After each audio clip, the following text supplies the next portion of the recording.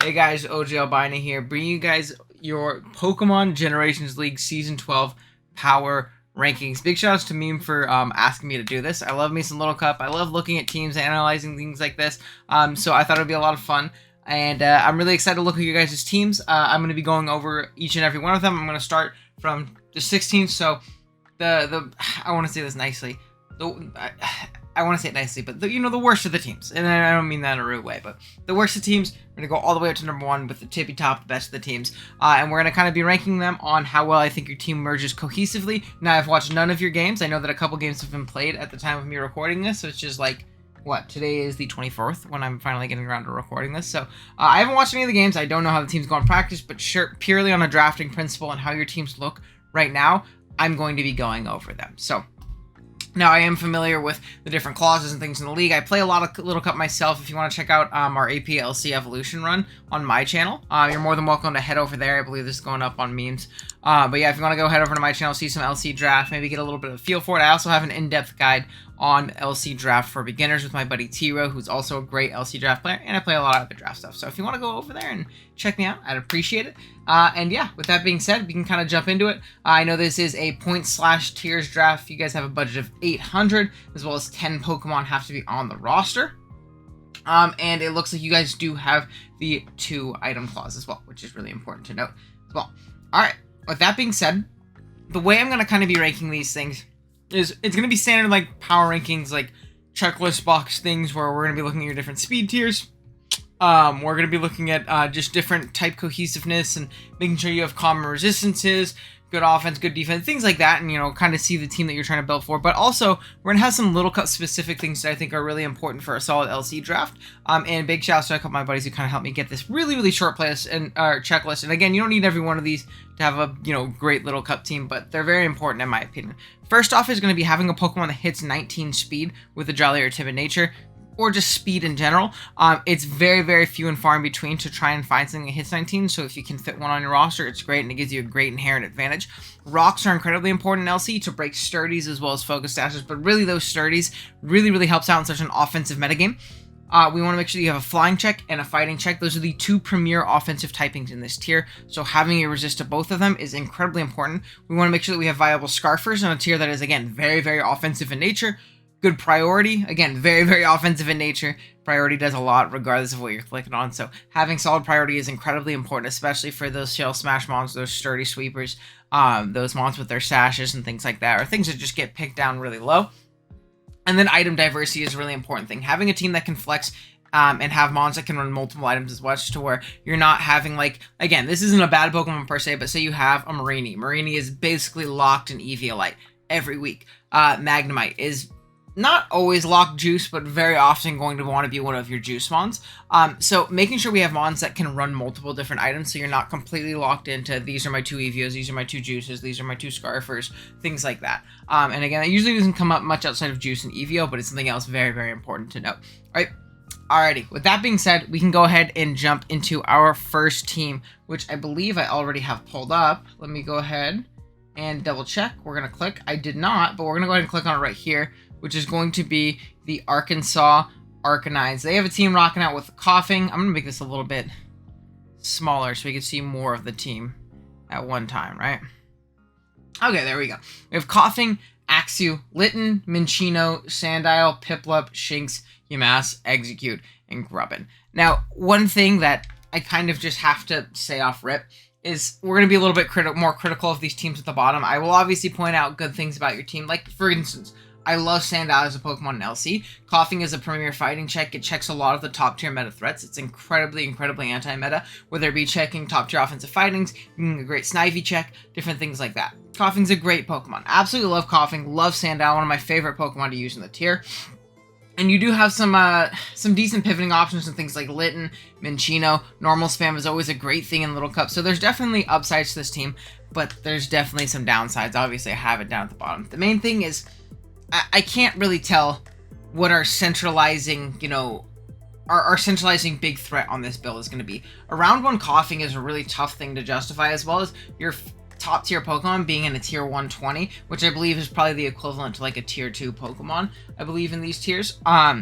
Just ends up being pretty tough. This team lacks really a lot of offensive presence at all. It's really just the Sandile, potentially Minccino, Axew as well, but Axew is incredibly matchup dependent and can be a little bit slow in a lot of instances, so it's a little bit tough to justify doing that.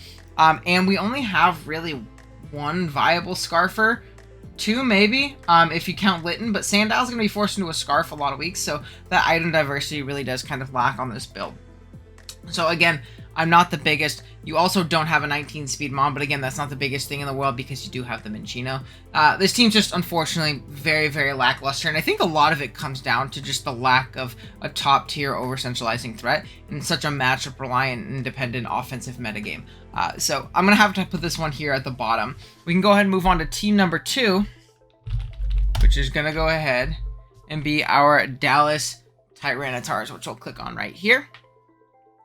So this team has Farfetch Galar, Froakie, Elekid, Bronzor, Mime Jr., Rowlet, Numel, Psyduck, Venonat, and Zigzagoon Galar. Plus sides. Farfetch is an incredible Pokemon. It is absolutely phenomenal. Love this Pokemon to death.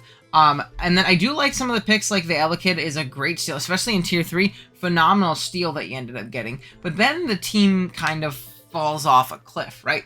In the sense that we have a Tier 2 Froakie. Actually, no, this is a Tier 1 Froakie. And I don't know how much Little Cup, like the people who've run this league, play, or how much Little Cup you've played in particular, but usually you can spot a new LC player by how early they draft Froakie. One of my best friends on the internet, just Kurt, he played in the big APA season of Little Cup, in Gen 7. And this was back in the early days of LC draft, and Froakie was a Tier 1, and he drafted because you'd think it's equivalent to Gran. It's going to be absolutely busted. It really lacks a lot of damage output, though, to literally a lot of the coverage that Gran offers, as well as the spikes and things like that. You do get T-spikes, which just isn't as good in LC, unfortunately. And while I do like Froakie, and I think it's an incredibly underused threat because of because of the bad rep that I got by being a Tier 1 early on in draft and just absolutely blowing, it is a Tier 3 Pokemon, or around that tier point range. So the fact that you blew a lot of your budget on this makes the top end of this team very underwhelming. There are still some cool picks. Mime Jr. is definitely a little bit of a slept-on threat. And Bronzor does pair pretty solid with Farfetch. We have decent hazards as well, in the Bronzor being a very reliable rocker, as well as the Numel. Not much outside of that, but not the biggest deal in the world. But really, it's just, again, a tale of really, really underwhelming Pokemon on this build in general, and there's not very much priority as well, which is obviously something very, very important in my opinion. You have like Sucker Punch and Sneak Rowlet, which aren't stab on it, unfortunately, and then you have like Quick Attack Farf. I think Elekid also gets Quick Attack, but again, non-stab Quick Attack isn't going to be doing the most damage even in a tier like LC. So this team, again, I like the idea and I like the start of it, but it really falls off kind of that cliff once we see that Tier 1 Froakie occupying a slot underneath that Farfetch, right? Alrighty, next up we have the Undella Umbreons. There's a lot of teams that have like, not Umbreons, Meloettas, sorry. I'm thinking of, what's his name's team? Ecos. Which consists of the Staryu, Tailo, Vulpix, Alola, Zorua, Clink, Flabebe, who doesn't have a picture, Rhyhorn, Sizzlipede, Yamask, Galar, and Nidoran Female. I also will say these next couple teams, and a lot of these teams towards the bottom, are incredibly, incredibly close to my mind. It took me a long time to decide which ones I liked and which ones I didn't like more. But this team, again, will start off with some positives. I love me some Staryu. I think Staryu is incredible. Staryu, Tailo is another incredible Pokemon. We have a lot of speed that we're going to control at the top end with these two 19 base speed Pokemon. I do also...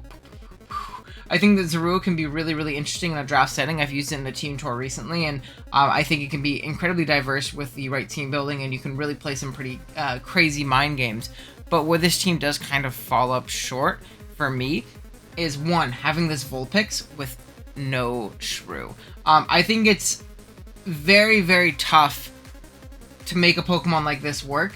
Even Veil in a tier like Little Cup, there's not much that really takes advantage of it on this team in particular, besides maybe a Shift Gear Clink, which is an incredibly mediocre Pokemon in its own right, as well as the fact that Vulpix just in its own right isn't the strongest nor the best Pokemon.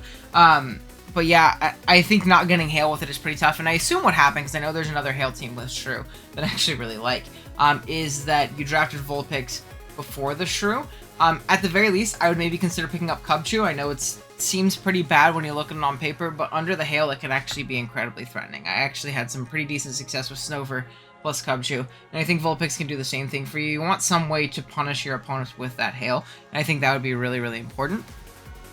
So next up, though, another thing that we kind of lack on this team is outside of that Tailo, we lack a lot of immediate offensive presence. Now, Staryu can be very, very threatening offensively, don't get me wrong, but that also pigeonholes your Staryu into a very much so offensive role, which I don't think this team appreciates very much. I think Staryu is going to be very much so needed as that bulky fire resist, bulky water and things like that. That's going to be rapid spinning and flip turning and skull burning things and things like that. So losing a lot of that immediate offense from Staryu's role here, or losing out on a lot of that defensive backbone that it's going to offer this kind of team, is pretty darn tough.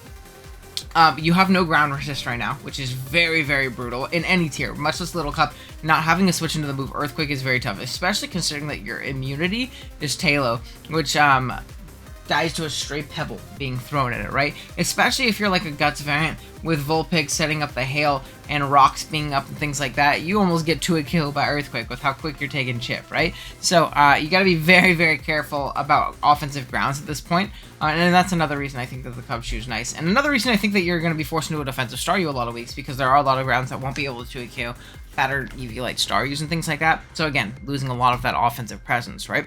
And then we do have 3 fighting resists, and I know I said fighting resists are important. You do have 3 of them, which is obviously very nice. In Flabebe, Sizzlipede, as well as Nidoran. But they're very suspect Pokemon in general. They're very low tier. They very much so lack in the bulk department. Flabebe is definitely not very bulky on the physically defensive side, especially when you take into consideration that your team doesn't appreciate the move Knockoff, and no Little Cup team really does appreciate the move Knockoff, but your team in particular really, really does not appreciate the move Knockoff, and Knockoff plus fighting move in general just absolutely massacres a team like this. Sizzlipede, it's either going to be Eviolite and 4 times weak to rocks, or it's going to be Boots, take a million from Knockoff, and then not switch in again, and then Nidoran just isn't the bulky thing in the world. So I've never seen a move like a team that has 3 fighting resists so weak to offensive fightings, but this one for sure is, so you have to be very careful about that. But again, there is some plus sides at the top. Again, I love Staryu, I love Tailo, and I think that just making that maybe that Cubchoo transaction, if it's somewhere on the board, might be really, really advantageous for your team at this point. So yeah, with that being said, let's go ahead and jump on to our next team. So we're at Arkansas. So that's 16, 15, 14, number 13 in our San Diego Shiny Shrews right here. Let's see. They have a Spritzy, Dwebble, Fungus, Frillish, Diglett, Fletchling, Bergmite, Goomy, Joltik, Squovit. Now, good things about this team. I love me some Dwebble. It looks like that's a tier 2 Dwebble as well, which is a great steal. Frillish is one of my favorite waters to draft in this tier. Diglett gives you some great speed as well as a solid rocker as well, which is really, really nice. And Joltik is actually a very much so a slept-on threat, especially at the tier that you got at this darn low. It's really, really solid offensively, and you can get some sneaky sucker kills and things like that with it. Now, where this team falls off is I think its passivity. I think Bestmon Spritzy, again, is a little bit of a trap for a lot of newer Little Cup players. Typically, at higher level Little Cup play, you actually don't see Spritzy drafted a lot, and if you do, it's usually with like some Spritzy Mudbray or something like that. It's really the only core that I've seen have a lot of success with Spritzy, and unfortunately there's no Mudbray here. But Spritzy tends to be a little bit passive. It can do a lot of damage, but it really does cut into its bulk if you're running a little bit more invested. You can be Trick Room and things like that, which is nice, but it's Knock fodder. Knock from the fighting that it's going to be forced to switch into a Gunk Shot or Poison Jab essentially renders this Pokemon useless, which is definitely pretty darn tough. And the team just has very little to no offensive pressure. Again, those new LC player traps in mons like Fungus, and another one which I haven't mentioned yet in like a Marini or a Ferroseed. People think like, oh, these monsters function very similarly as they do in the higher tiers and the standard Smogon tiers and standard draft tiers and things like that, where they do, but they're much less efficient and proficient at it because of the fact that Knock is so prevalent. Everything is frail because we are all at level 5 and all have very low stats. So these things can tend to be very overwhelmed, and this team in particular looks like it will have the tendency to get incredibly overwhelmed very, very fast. When conjuncted with hazards plus Knock, good momentum, like a solid LC team is going to rip this team in half, really. Like, this hail into this team, like that Shrew team that I was looking at, is absolutely insane how good it can potentially do. So I think that it lacks a little bit of offensive pressure, which is annoying, a bit unfortunate. We have no ground resist on this build again, which is really, really unfortunate for a team that is as slow and passive as this team really is. There's also not really a flying resist. Unfortunately, Diglett doesn't count. Now you can't pivot in on like a Brave Bird. You might do 60, get your juice back up, but really you're a one-time check. So that's a pretty unfortunate byproduct, especially when we do have, you know, things like Fungus on the team that really invite in those flying types and things like that. So, and as long as they're smart, they don't let the mons get spored and stuff like that. So, yeah, team's just a little bit passive, lacks a lot of offensive pressure, and I think it's very, very liable to get overwhelmed. But other than the no ground and flying resist, it is pretty solid in its structural integrity and, you know, how the team is set up. It's just the metagame isn't too kind to builds like this, if that makes any sense. So, yeah. With that being said, let's jump on to the next one, which actually loaded up for us in Alola Geiser. We can go ahead and click on this guy. This team, we have Pawniard, Chinchou, Mudbray, Magmy, Woobat, Cottonee, Crabrawler, Nincada, Skitty, Toxel. Now, this bottom half is pretty darn unfortunate. All of these Pokemon are almost unusable, which is pretty unfortunate. Now, Skitty, actually, I have seen put in some work with Normalize and things like that. But other than that, I actually really do like the top half of this team. I just won an LC Evo Championship with Pawniard. Absolutely love that thing. Chinchou is reliable as ever. It just volts around for the entire game. Mudbray is obviously incredibly solid. Very bulky, great rock setter. Magby is one of my favorite breakers in the tier. A lot of people think of like the Belly Drum Berry Juice set and like Mach Punching and things like that. But I personally absolutely love like mixed life or wall breaking Magby. It absolutely rips through you know, slower, more passive teams, and it has a great speed tier, obviously, and I believe hitting 19. Let me check that actually. Let's see. See, I was playing a World Cup game earlier. Don't tell anybody I lost though. Let's see. I think Magby hits 19, right? It does hit 19, so that's a great speed tier for you to acquire right there, obviously, which is really nice. Cottonee is going to be great at facilitating setup opportunities, potentially mementos and things like that. Now, as for the downsides to this team, the fighting resist with Pawniard are very suspect. We only have Woobat, which isn't the bulkiest thing in the world, and again, really doesn't appreciate switching on a knockoff. Cottonee is a decent-ish resist, but again, not the bulkiest thing in the world, and very liable to just drop the straight poison jabs, which most fighting types do have. Not going to poison jab is going to kill you, so you're going to have to play very offensively around offensive fighting types. Oh, Crabrawler, I totally forgot to mention, super slept on threat, and you got an 80, which is awesome. And I probably, dude, that almost makes me want to move this thing up a little bit more. But I feel like this team is actually a pretty considerable jump between the teams below it. But we'll kind of talk about the other teams above it, which actually end up getting a lot better. But yeah, I think the fighting resist with Pawniard are very tough. It's going to be very hard to position around those Pokemon when Pawniard comes in, and the fighting either doubles in, comes in on a knockoff, or just comes in after a double down and a KO and just, you know, clicks buttons. Now, another thing that I do not like about this team is the lack of hazards. Now, we do have Pawniard with rocks, but Pawniard is not my favorite rocker in the world, just because it is so darn good offensively and so ridiculously hard to switch around with Knocksucker, Iron Head, Swords Dance, and then like random Psycho Cuts here and there, Brick Breaks I believe it gets as well. That wasting a slot on rocks and wasting a turn on rocks is very unfortunate. You have a very reliable rocker in Mudbray, but that's about it. I would have loved to see a spiker on this team, and even if it is just one spike plus rocks and Pawniard is just instant KO machine potential. So I think that would have been great. And then the momentum grabbing capabilities of a team into things like Pawniard and Magby is pretty tough. We do have Chinchou, which is great at grabbing momentum. So it's not that you don't have any momentum grabbing capabilities at all.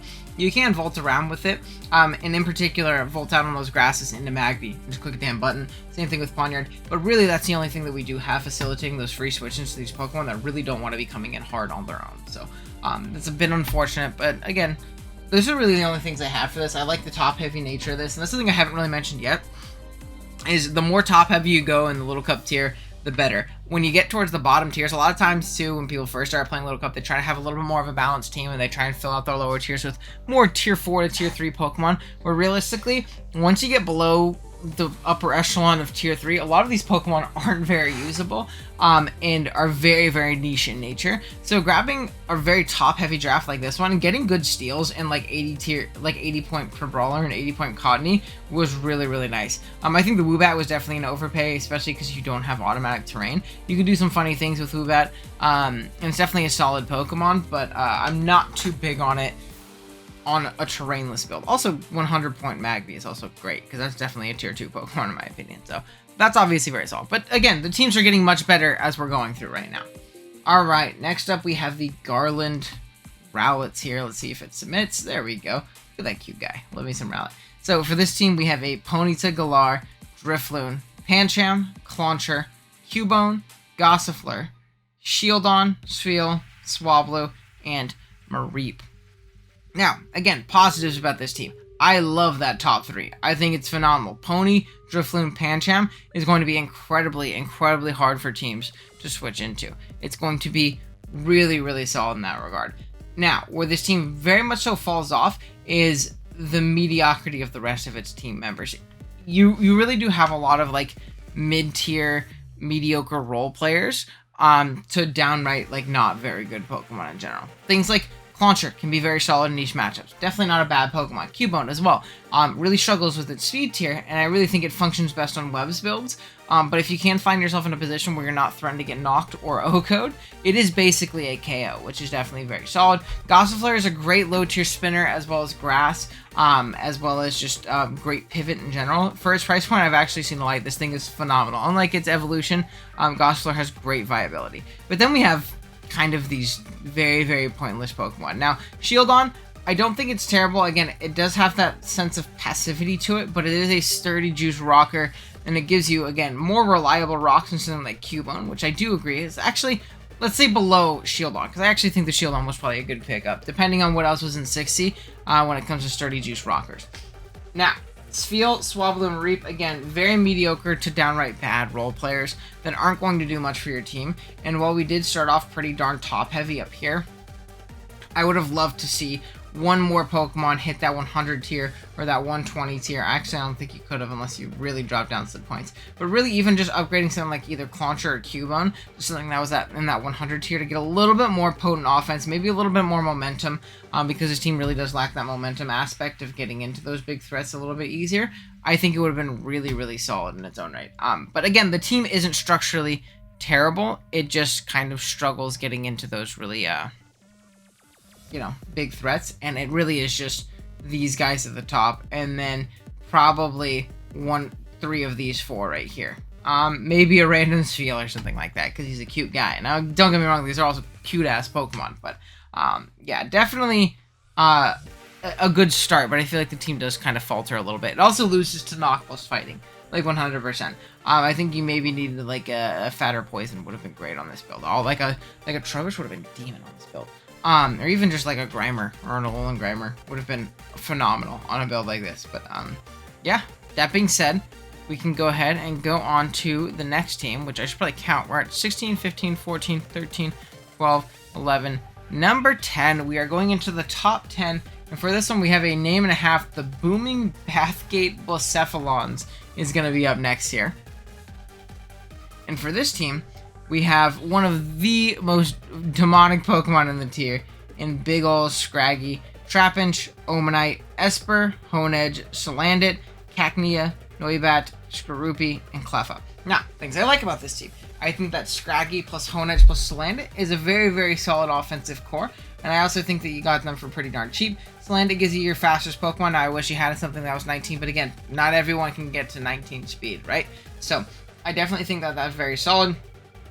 Scraggy is obviously an amazing Pokemon. It really just can outright win almost any matchup as long as you're positioning it correctly and knocking things off and not biting off more than you could chew a little bit too early. My main gripes with this team, again, was 1, the no 19 speed, and then 2, the hazard situation on this team. It feels like Omanite is very much so forced into a hazards role here, where Omanite can be an absolutely terrifying Shell Smash Reaper if set up aptly and correctly. So you're either going without great hazard support, which is really unfortunate for mons like Scraggy, Salandit, Honedge, right? Or we're kind of giving up on that Omanite. So it's a bit tough to kind of force all of that pressure onto Omanite because we got a ground like Trapinch, which I also am not huge on this pick. Trapinch in general is a great Pokemon, but I don't see what it really offers this team in particular when it comes to trapping capabilities. Maybe just trapping in fairies and fighting in knock resist and getting EQs off. Trapping poisons can actually be pretty clutch for Scraggy, but really I think I would have preferred a ground type that can get up rocks for a team like this in particular, because nothing else can rock. Maybe Cleffa, but it's not really a Pokemon. This is a non-factor Pokemon. This is just like, I need 10 Pokemon and I have 20 points. So I think that's something very important. And yeah, other than that though, I do think that the team is very solid. It's a bit slow outside of the Salandit. And it really struggles in the hazards department. And I wish maybe the Trapinch was exchanged for something a little different. And I just clicked on Trapinch, which I did not want to click on. Okay, perfect. Number 9, we can go on to the Spear Pillar Shuckles. I almost said the Spear Pillar sandwiches. I don't know why. But that's what came to mind. Alrighty, so for this squad, we have Scorbunny, Drillbur, Ferroseed, Dewpider, Grimerlola, I almost said Dewpider again, Remoraid, Dreepy, Pidove, Yamper, and Happiny.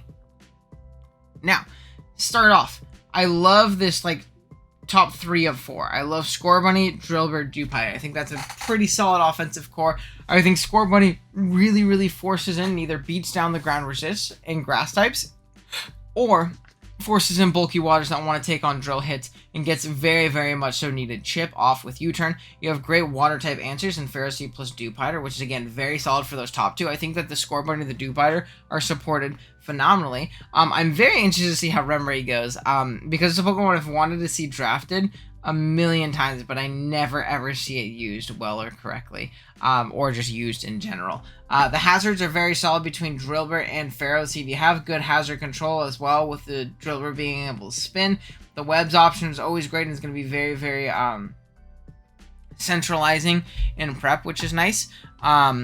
And there's some solid value picks as well, and things like Dreepy, or even Yamper and 40, Pidove giving you Defog and things like that. But Dreepy is like another great, great Pokemon in that regard. So, I definitely think that these are this team is getting a little bit more solid. I wish there was one more breaker in one of either the Ferroseed or the Grimer slots. Yeah, I think one more breaker would have been really, really nice.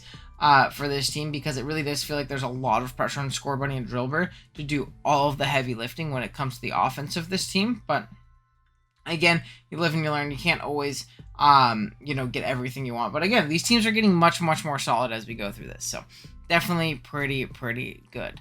All right, next up we have the St. Louis Battlehawluchas. These are some very interesting team names.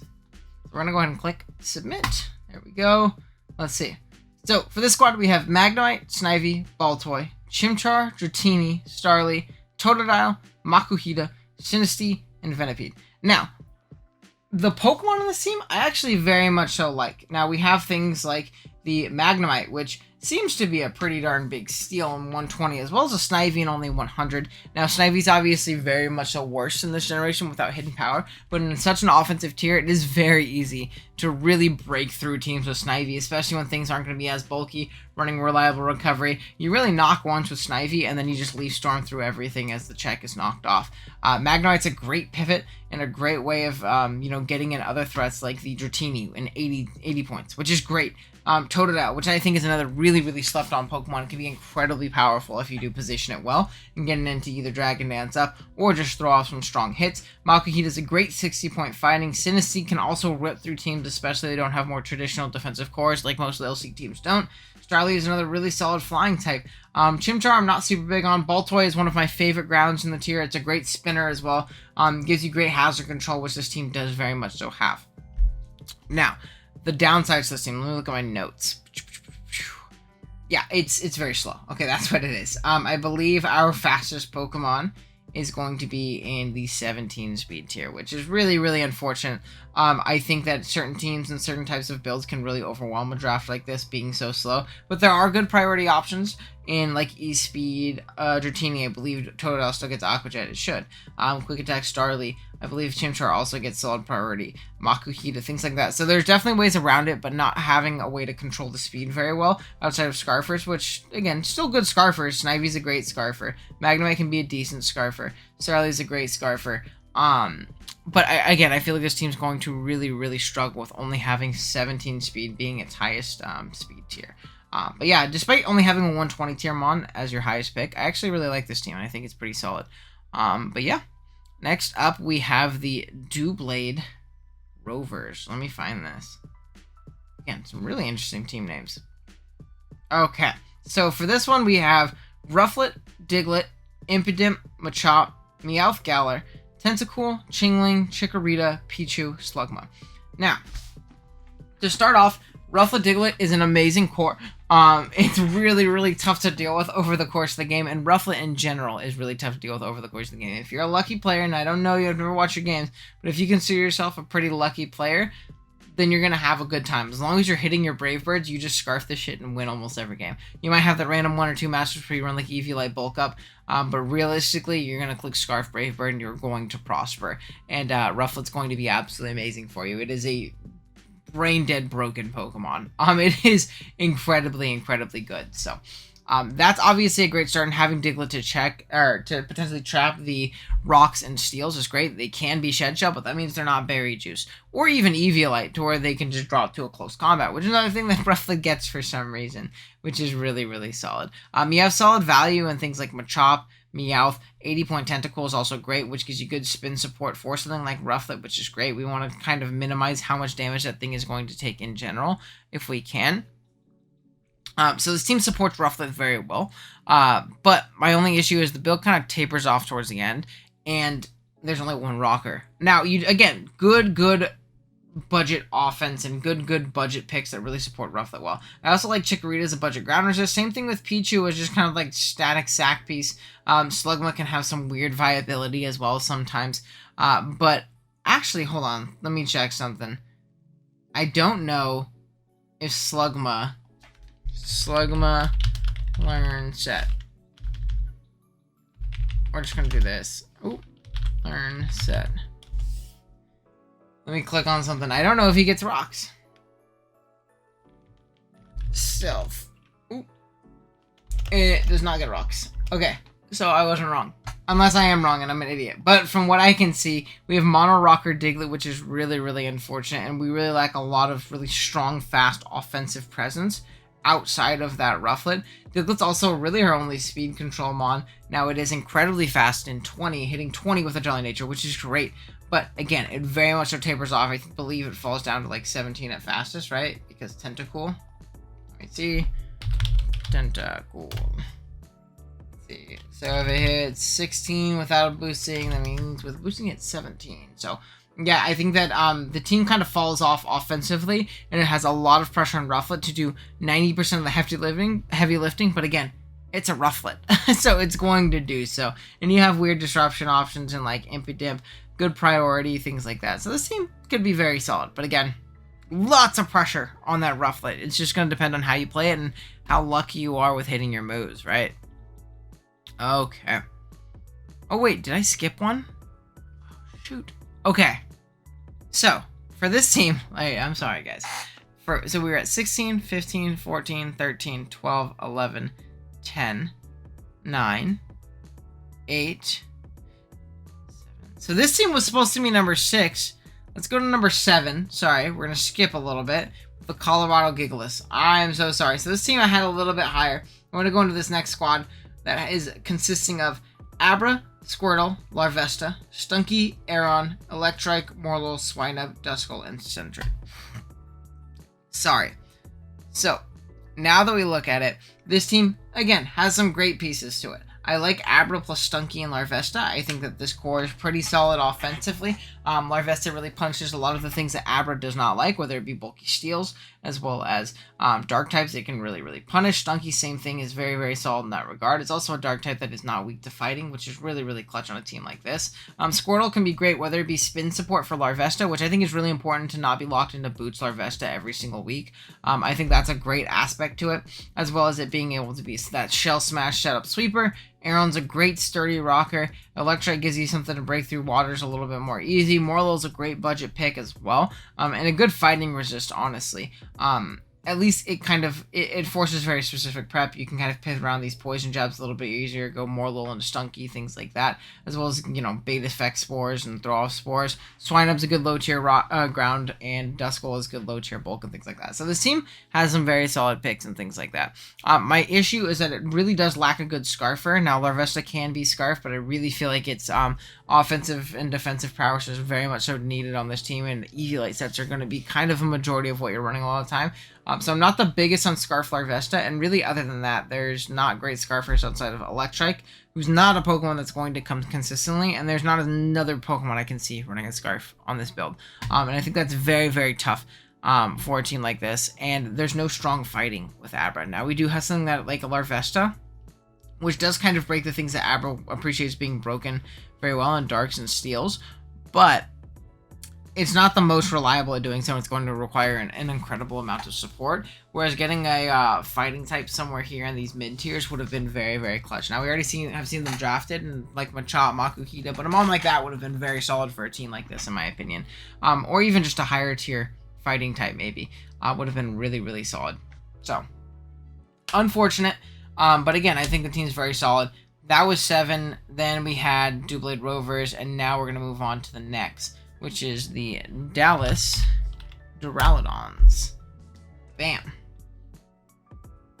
Alrighty, we have Cutiefly, which cannot Quiver Dance, thank goodness. Marini, Tyrant, Growlithe, Meowth Alola, Phantom, Pineco, Hatena, Oshawott, and Silicobra. Now, I really like the start in Tyrant, Marini, Cutiefly. That's very, very solid. And really good offensively. You have great speed in Meowth, which is always really nice. Great Nox Spreader as well, which is really nice for a team with Tyrant, Cutie that really appreciate juices and Eevee that's being knocked in the early game so that they can come in and just win later. I like the webs aspect with Tyrant as well, allowing you to just kind of come in and click buttons opposed to really feeling like you need to set up. Growlithe is, again, a very solid Pokemon. Takes a little bit of pressure off of Marini defensively, which is really nice. But the things I don't like about this team is really the main thing I would really like is a better ground for a build like this. As well as a little bit better of Scarfers for a team like this. Really, we don't have great Scarfers in general on a squad like this. Maybe something like Oshawott can function decently as a Scarfer, but that's also not a Pokemon that's going to come very consistently. And we don't want to Scarf things like Tyrant very often, so that's a big downside, as well as maybe a secondary Flying Resist. Now, Tyrant does, granted, check Flying's very well defensively. It is very bulky on the defensive side and things like that, and it's a great Flying Resist, but the main thing with Tyrant is that we don't want to use it defensively. We don't want to switch it into things and have it be the main pivot. Now, there are matches where you're going to need to do so. I think I played a Clash game recently where I was like Dragon Tail, Rock Slide, Stealth Rock, Endure, Berry Juice, like really physically defensive Tyrant. I had like no speed on it. But I didn't get the most mileage out of my Tyrant that game, obviously, unfortunately. So it does put a lot of pressure on something like Tyrant defensively, or on something like Marini. Is already going to have those kinds of struggles. So yeah, I think that maybe a secondary Flying Resist and a little bit better of a ground type would have been really clutch.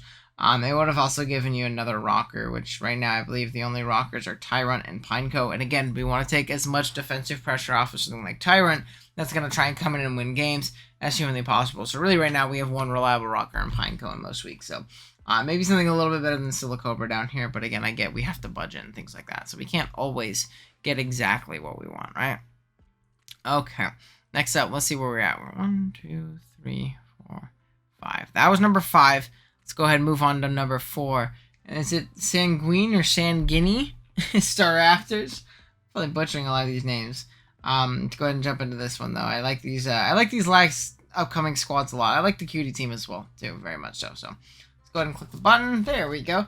So this squad we have Carvana, Krogunk, Onyx, Pumpkaboo, Wingull, Fennekin, Beldum, Bidoof, Cubchoo, and Vanilla. Oh, okay.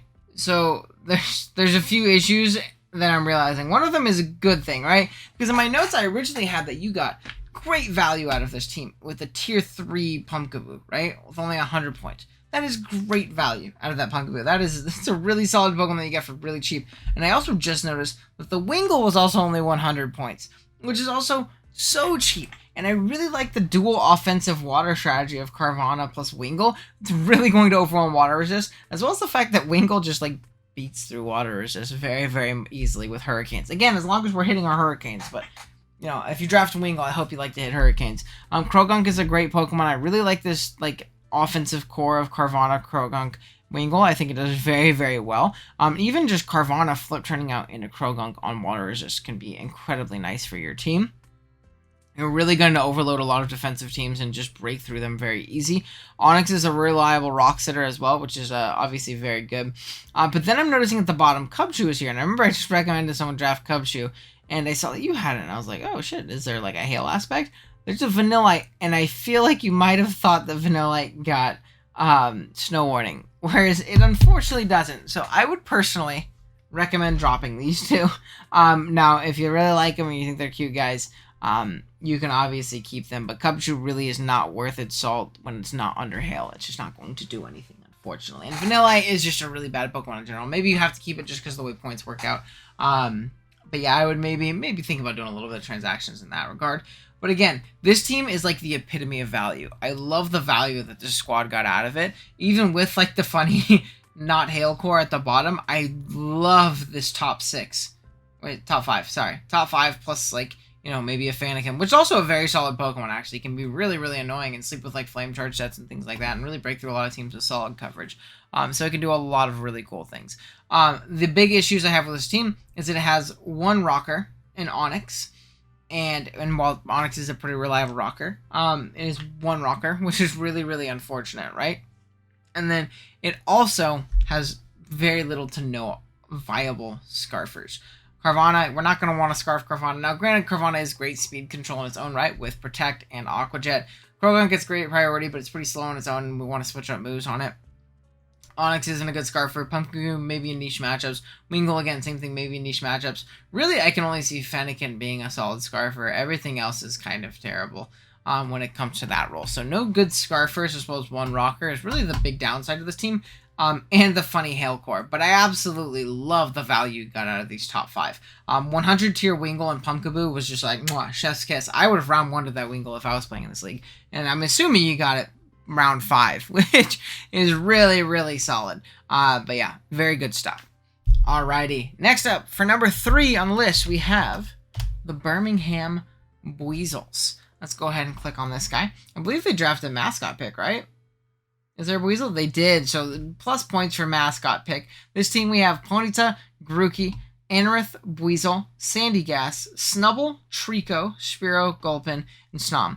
I really like this team. Now, for those of you who don't know, I love Grookey Pony. In Clash of Kings Season 2, me and my team, we kind of were like the first people to like really use Grookey Pony in like a LC draft setting, and I think we like mostly popularized it, me and Darkrai. And I absolutely love the team there, and I feel like it's exploded onto the LC scene since. And obviously it has a soft spot in my heart. Absolutely love me some Grookey Pony. And this team is, you know, obviously going to be a little bit higher because of that for me, at least. But there's obviously other good pieces around it, all jokes aside. Anorith is a great spinner. It's very good offensively. It has a solid speed tier in 18. You have Pony in 19, which is also great, but we can spread knockoffs and spin. We can even Swords Dance up and Aqua Jet through teams and things like that.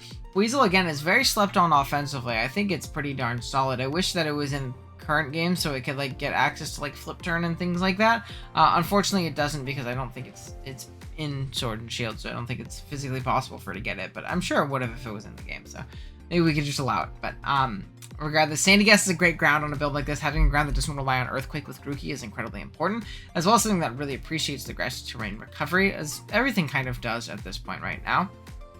Snubble is a great fighting check. This alongside Sandygast is going to be incredibly annoying for fighting offensive course to break. Trico Grookey is something that a lot of people don't like, but I personally think is very solid. My buddy Ant used this in LC Evo last season, and he got some crazy end games with Grassy Seed Trico, whether it be Bullet Seeding through things, or Grassy Gliding through things, Acroing, Swords Dancing, Drain Punching, things like that. It can be an absolute menace once it gets that Unburden boost up, and it's very hard to revenge kill without proper priority and proper chip prior. In the end game, this thing can be very terrifying with that boost behind it. Spearow's a good budget flying. Gulpin, another good offensive fighting check. So this team really deals with offensive fightings very well. And Stomp's just a cute guy. So I appreciate the pick. Obviously, I'm sure if you draft it, you know it's really bad. But, you know, sometimes we gotta draft something funny at the bottom, right? My only, like, gripes with this team it lacks a little bit of immediate offensive pressure. We have Pony, which is going to be a little bit more defensive in a lot of weeks. You'd be surprised how defensively useful Ponytail really is, and how good the defensive typing of Fire really is in LC. But as well as really our only offensive, like immediate offensive presence is like Grookey Buizel. Trico is typically going to be a 5v6 mod in the sense that you're going to be holding in the back until it's ready to win. Or it might even just be a mid-game breaker if you think that you can use in such sense and trade for a couple. But Anorith typically isn't the strongest thing immediately. It's a good disruptor. Same thing with things like Snubble, Spearow, and niche matchups might be okay, but it does lack a little bit of offensive pressure immediately. But again, this is nothing that you can't deal with, right? And then it kind of lacks in the priority department. Now you have Grassy Glide Trico, but again, this is a 5v6 mod. It's mostly going to be sitting in the back on the wayside, waiting to do something. I believe you have Aqua Jet Breezel as well as Aqua Jet Anorith, and that's really it. Quick Attack Pony again, but non-stab Quick Attack. You know what I mean? But other than that, I really like this team. I think it's a very solid Grookey Pony team. I think he did a good job. So I like the squad a lot. Obviously, it's top 3. I wouldn't put it up here if I didn't like it. Next up, we have the Kanpur Kokos at number 2. This is going to be one of 2 weather teams that are going to be at the top. This is going to be Vulpix, Bulbasaur, Natu, Helioptile, Charmander, Phanpy, Poliwag, Clobbopus, Sawaddle, Milcery. I think Sun is incredibly solid in a good player's hands, and it's also very solid against people who are new to the tier. I think that this is going to be very overwhelming for a lot of teams to deal with. Vulpix plus Bulbasaur plus Charmander is just going to absolutely rip through most teams if you can play your turns correctly and position yourself correctly. So I think this is definitely very, very solid stuff.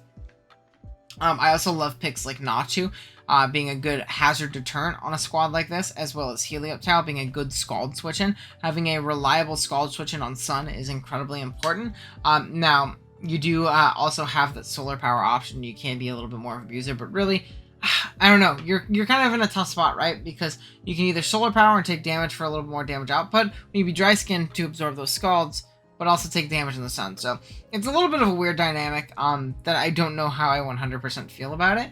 My big issues with this team are really only 2. One is going to be water type Poliwag, but again, it's another water absorb mon, so it lets you use Helioptile a little bit more offensively. It's just that Poliwag is already a little bit passive in its own right, and under the sun, it's going to be a little bit more passive, but again, it's going to be a very solid pivot for this team. But 2 is going to be the lack of removal on this team and hazard control. You do have Defog Natu, and you do have the magic bounce on it, but you'd be very surprised as to how much Natu takes from incoming knockoffs and rock slides from the rockers and things like that, and really gets punished a lot of times trying to switch it on hazards. And Phanpy, for some reason, does not get rapid spin, and it drives me insane.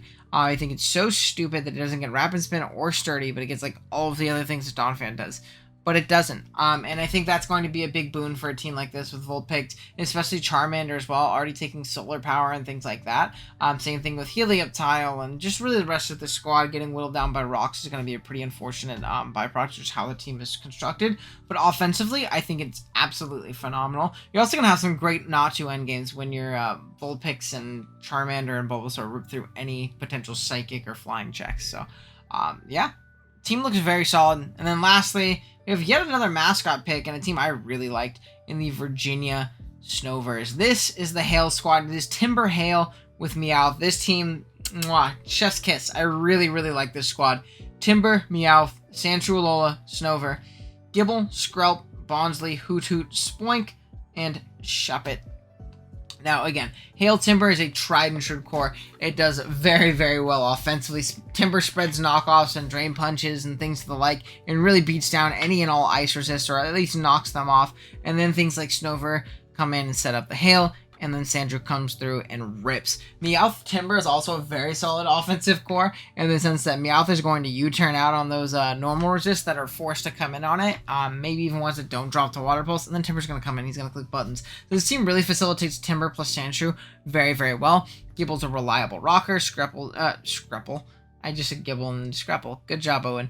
Skrelp is also a decently solid value pick. I think 80 might be a little bit high for it, but it's a good Pokemon in general. Bonsly gives you your Sturdy Juice Rocker, as well as just a solid rocker in general. You gotta be careful around your Hail if you're gonna be sturdy, but you can also be Rockhead or Rattled very easily. And then we have good value picks in Hoot Hoot, or not Hoot Hoot. Hoot Hoot sucks. Sorry.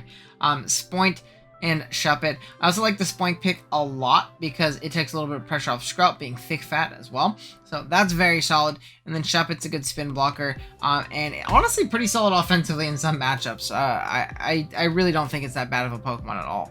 So this team is incredible. I think this team is far and above the best squad. I think the only thing that I don't like about it is that offensive fightings are going to be really tough with a team like this when our fighting resists are Skrelp plus Spoink. It's going to be really tough for you to navigate around good offensive fightings, but I think if you learn how to pivot correctly and offensively position correctly, it'll be okay for you. Plus, you have one of the best fighting types on your team already, so not having to worry about Timber with your Hail is also a huge benefit to drafting Timber Hail, because Timber rips Hail usually. So I think that's a very solid aspect of this team, and I really like the squad, and it's got to take number 1 from here. Oh, it's Hawados. I know you. Oh, look at that. And you've done really good in this league. So definitely a very solid draft here at the top. But yeah, that is going to be the PRs. Let me know what you guys think. I'll be reading the comments over there. I hope you all have a great season. Thank you all for having me as well. I hope you really did enjoy the PRs. And maybe we'll do this again in the future sometime. Go check out my channel if you're interested in more LC content or just more draft league content in general. We got plenty of it over there. All right, guys. I'll see you next time. Later.